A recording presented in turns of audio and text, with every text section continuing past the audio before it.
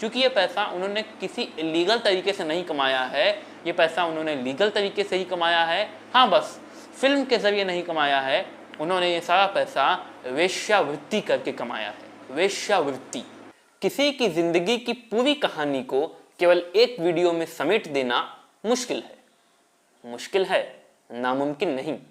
आज मैं आपके लिए बॉलीवुड की मशहूर एक्ट्रेस, बॉलीवुड की डेयरिंग डीवा माला सिन्हा की जिंदगी की पूरी कहानी लेकर आया हूं। आखिर क्यों माला सिन्हा की नाक देखकर एक प्रोड्यूसर ने उन्हें धक्के मारकर स्टूडियो से बाहर निकाल दिया?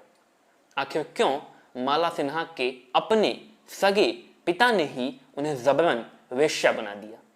आखिर क्यों माला सिन्हा को अपने ही पति से 3 बार शादी करनी पड़ी? आज माला सिन्हा कहाँ हैं, कैसी हैं और बॉलीवुड से उन्हें क्या शिकायतें हैं? इन तमाम सवालों के जवाब आपको मिलेंगे सिर्फ इस एक वीडियो में। तो चलिए शुरू करते हैं। माला सिन्हा का जन्म 11 नवंबर सन 1936 को बंगाल की एक क्रिश्चियन फैमिली में हुआ, एक ईसाई परिवार में हुआ। माला सिन्हा के डैड का नाम था एल्बर्ट सिन्हा और उनकी मॉम का क्या नाम था इसकी जानकारी कहीं नहीं मिलती। हाँ, ये जानकारी मिलती है कि माला सिन्हा की मॉम एक नेपाली महिला थी। कहा जाता है कि माला सिन्हा के डैड एल्बर्ट सिन्हा बंगाली थे और नेपाल में बिजनेस करते थे। वहीं उन्होंने माला सिन्हा की मॉम से शादी की थी, मगर फिर कुछ वजहों से उन्हें अपना बिजनेस, वहाँ सारा घर बार छोड़कर वापस कलकत्ते आना पड़ा। माला सिन्हा की सारी पढ़ाई लिखाई कलकत्ते में ही हुई। माला सिन्हा का असल नाम माला सिन्हा था ही नहीं। ये बहुत कम लोगों को मालूम है कि उनका असल नाम था आर्डा। उनके डैड एल्बर्ट सिन्हा ने उनका नाम रखा था आर्डा सिन्हा। चूंकि उनका नाम आर्डा था, इसलिए स्कूल में उनके क्लासमेट्स उन्हें डालडा कहकर चिढ़ाया करते थे। डालडा आपको मालूम होगा, आज रिफाइंड और तमाम तरह के ऑयल्स आ गए हैं जिन्हें फूड ऑयल के तौर पर इस्तेमाल किया जाता है, मगर पहले के वक्त में केवल डालडा ही था जिसे फूड ऑयल के तौर पर इस्तेमाल किया जाता था। तो चूंकि माला सिन्हा का नाम आर्डा था, डालडा से मिलता जुलता था, इसलिए उनके स्कूल के क्लासमेट्स उन्हें चिढ़ाने के लिए उन्हें बार बार डालडा डालडा कह के बुलाते थे। माला सिन्हा उनके इस चिढ़ाने से बहुत परेशान हो जाया करती थी। माला सिन्हा को अपनी जिंदगी की पहली फिल्म स्कूल की पढ़ाई के दौरान ही मिली, जिसका नाम था जय वैष्णो देवी। इसमें माला सिन्हा ने एक चाइल्ड आर्टिस्ट के तौर पर काम किया, मगर इस फिल्म में स्क्रीन नेम के तौर पर माला सिन्हा ने आर्डा सिन्हा नाम इस्तेमाल नहीं किया। उन्होंने अपना नाम बेबी नज़मा रख लिया, क्योंकि आर्डा नाम से उन्हें नफरत हो गई थी। इसके बाद श्री कृष्ण लीला, जोग वियोग और धूली जैसी कुछ और फिल्मों में माला सिन्हा ने चाइल्ड आर्टिस्ट के तौर पर ही काम किया। माला सिन्हा को उनके कैरियर का पहला प्रोमिनेंट रोल मिला 16 साल की उम्र में, जब माला सिन्हा एक स्कूल प्ले में काम कर रही थी।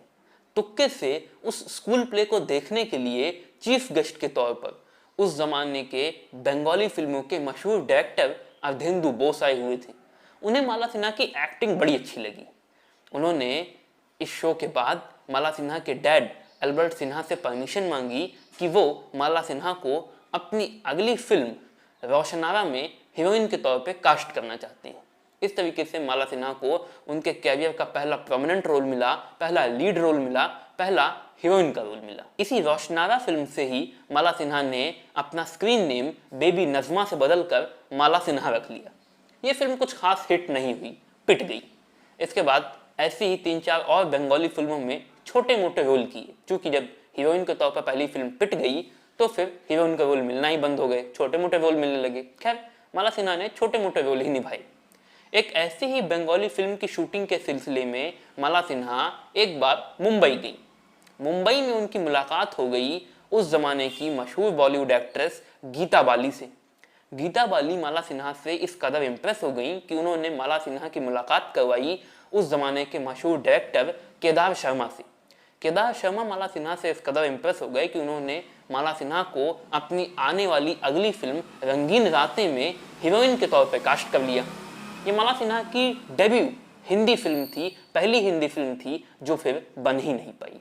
इस फिल्म को किसी प्रॉब्लम की वजह से बंद करना पड़ गया, ये फिल्म बन नहीं पाई। ये फिल्म भले ही बंद हो गई, बन नहीं पाई, लेकिन माला सिन्हा को उनकी पहली हिंदी फिल्म जल्द ही मिल गई। उस फिल्म का नाम था बादशाह। बादशाह में माला सिन्हा के अपोजिट थे प्रदीप कुमार और ये फिल्म बुरी तरह से पिटी।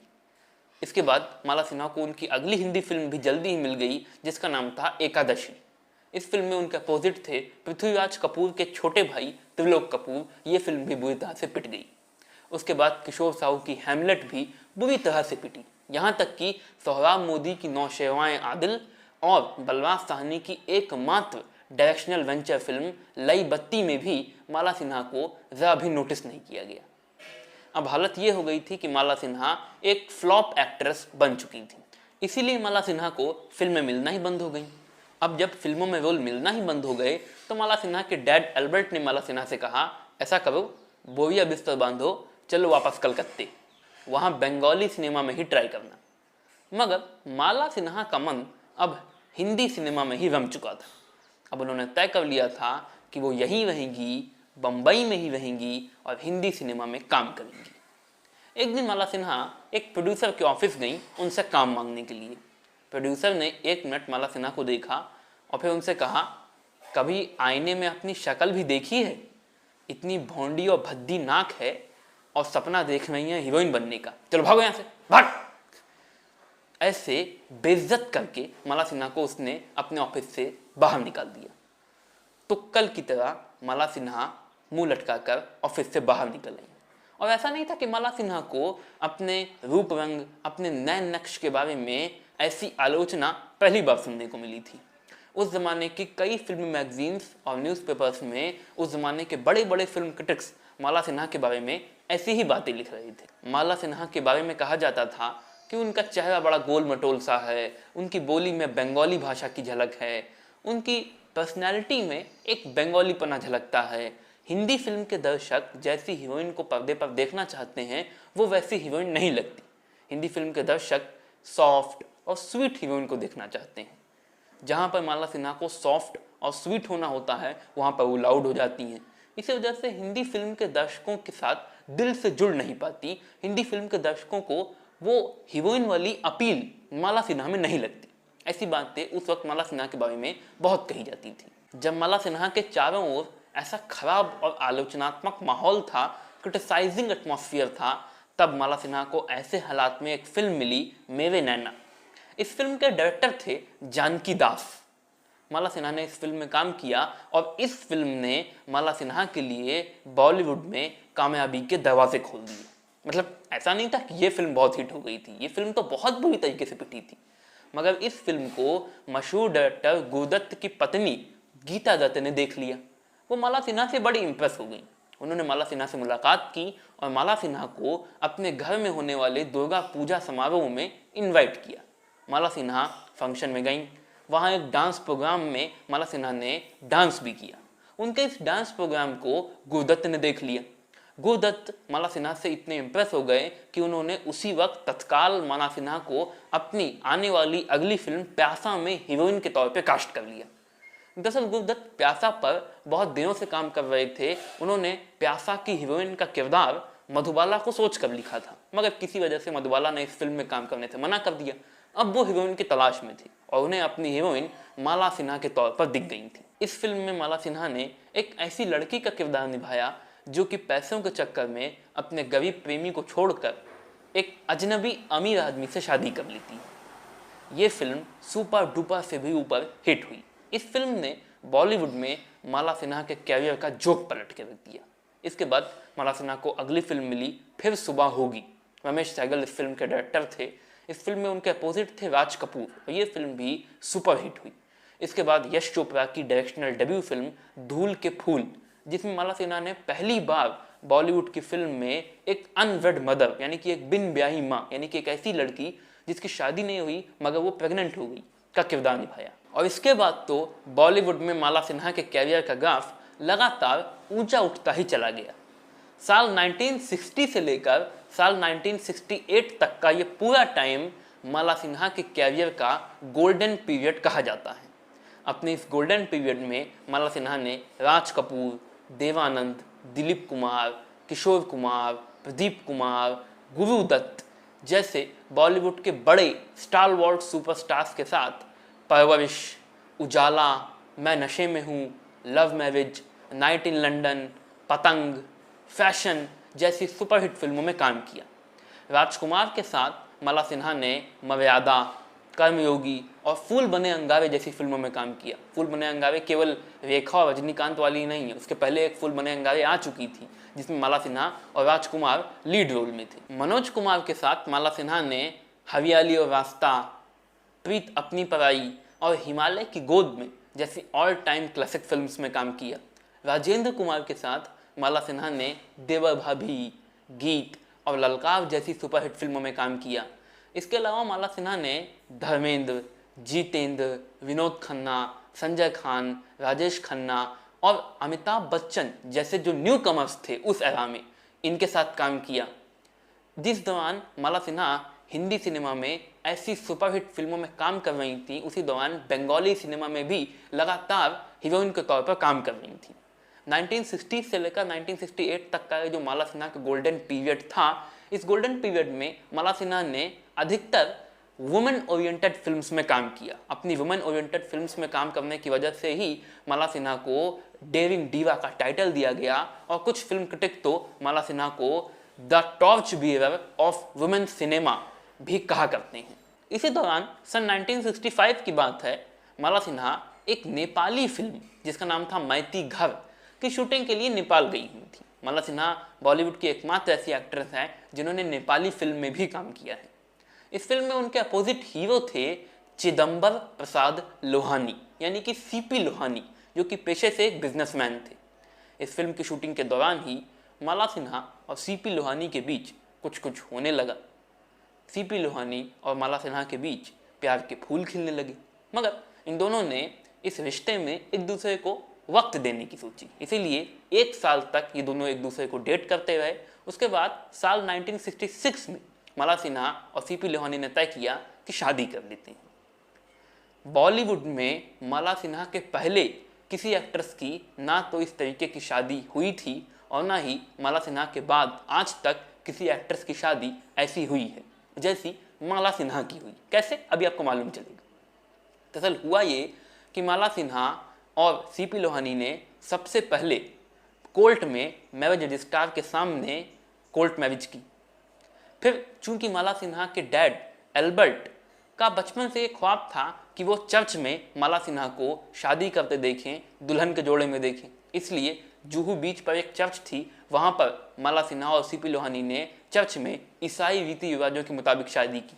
अब जब ईसाई रीति रिवाजों के मुताबिक शादी हो गई तो सीपी लोहानी का परिवार, जो कि एक कुमाऊं ब्राह्मण हिंदू परिवार था, वो जिद पे अड़ गया कि अब जब ईसाई रीति रिवाजों के साथ शादी हुई है तो फिर हिंदू रीति रिवाजों के साथ भी शादी हो। सीपी लोहानी के परिवार ने शर्त रख दी कि जब तक बहू के साथ फेरे नहीं होंगे तब तक घर में बहू का गृह प्रवेश नहीं होगा।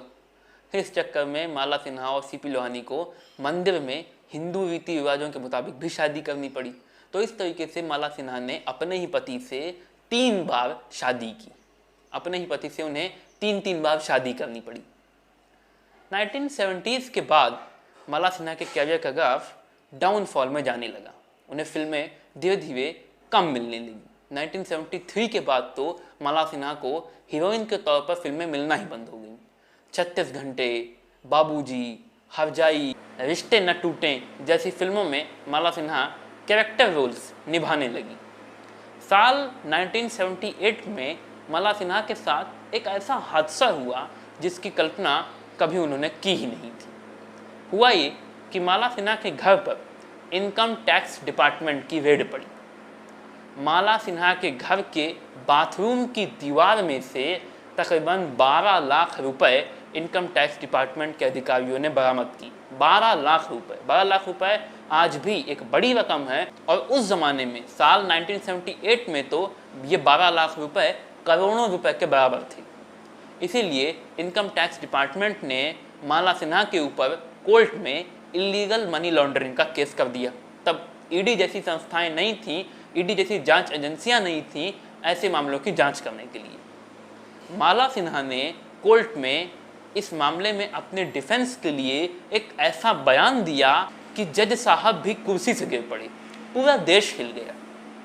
मशहूर न्यूज़पेपर पंजाब केसरी, मशहूर न्यूज़पेपर अमर उजाला और मशहूर टीवी न्यूज़ चैनल जी न्यूज़ के मुताबिक माला सिन्हा ने कोर्ट में बयान दिया कि इनकम टैक्स डिपार्टमेंट ने उन पर जो मनी लॉन्ड्रिंग का केस किया है ये बेबुनियाद है, क्योंकि ये पैसा उन्होंने किसी इलीगल तरीके से नहीं कमाया है, ये पैसा उन्होंने लीगल तरीके से ही कमाया है। हाँ, बस फिल्म के ज़रिए नहीं कमाया है, उन्होंने ये सारा पैसा वेश्यावृत्ति करके कमाया है, वेश्यावृत्ति।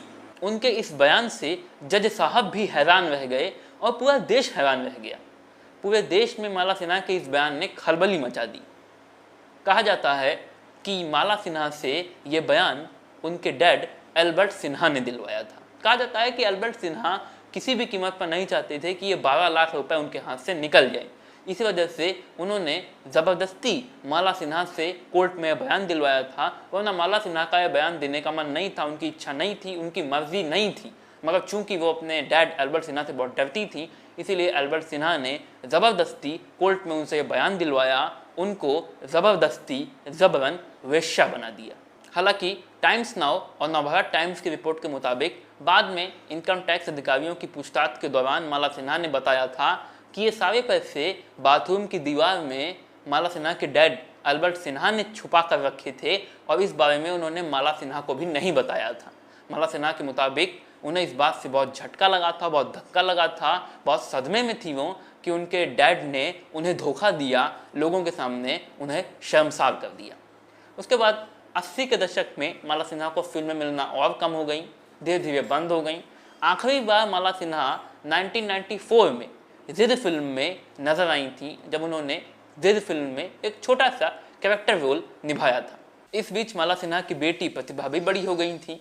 प्रतिभा ने बॉलीवुड में अपना डेब्यू किया, मगर वो उतनी ज़्यादा सफल नहीं हो पाई जितनी उनकी माँ माला सिन्हा हुई थी। जल्दी ही प्रतिभा का बॉलीवुड कैरियर खत्म हो गया। अभी 4 साल पहले साल 2018 में माला सिन्हा को हिंदी सिनेमा में उनके योगदान के लिए लाइफ टाइम अचीवमेंट अवार्ड से सम्मानित किया गया। इस मौके पर माला सिन्हा ने बॉलीवुड से अपनी शिकायत व्यक्त करते हुए कहा था कि बॉलीवुड से मुझे ये शिकायत है कि बॉलीवुड ने मुझे ये अवार्ड पहले क्यों नहीं दिया। मैं क्या इस अवार्ड के लायक नहीं थी? क्या आज ही बन गई? जब मैं अपने कैरियर के टॉप पर थी, जब मेरे कैरियर का गोल्डन पीरियड था, तब बॉलीवुड ने मुझे अवार्ड क्यों नहीं दिया? माला सिन्हा को बॉलीवुड से ये शिकायत थी। आज माला सिन्हा मुंबई में अपनी बेटी के ही साथ अपने उसी पुराने वाले घर में अकेले रहती हैं, बॉलीवुड की लाइमलाइट और चमक धमक से एकदम दूर।